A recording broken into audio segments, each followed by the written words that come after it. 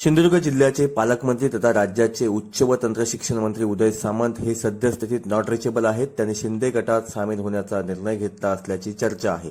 मुख्यमंत्री तथा शिवसेना पक्षप्रमुख उद्धव ठाकरे यांच्यासोबत ठाम राहणाऱ्या आमदार व मंत्र्यात श्री सामंत यांच्या नावाचा समावेश होता.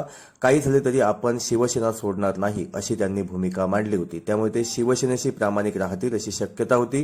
परंतु आतापासूनच त्यांचा फोन नॉट रिचेबल आहे. त्यामुळे ते शिंदे गटात सामील होण्यासाठी गुवाहाटीकडे गेल्याची शक्यता त्यांच्या निकटवर्तीयांकडून वर्तवण्यात येत आहे. दरम्यान पालकमंत्री उदय सामंत यांनी मुख्यमंत्री उद्धव ठाकरे यांच्यासोबत एकनिष्ठ राहणार असल्याचे म्हटले होते. मात्र शिंदे यांच्या बंडानंतर पालकमंत्री उदय सामंत हे देखील शिंदे गटात सामील होऊ शकतात अशी चर्चा रंगली होती. परंतु आता उदय सामंत हे नॉट रिचेबल असल्याने या शक्यतेला दुजोरा मिळत आहे.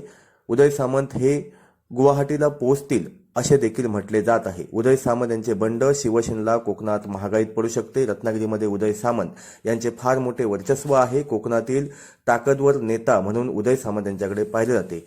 मात्र उदय सामंत हे अद्याप गुवाहाटीला पोहोचले की ते कुठे गेले आहेत हे जरी समजले नसले तरी देखील ते शिंदे गटात सामील होऊ शकतात अशी शक्यता त्यांच्या निकटवर्तीयांकडून वर्तवली जात आहे.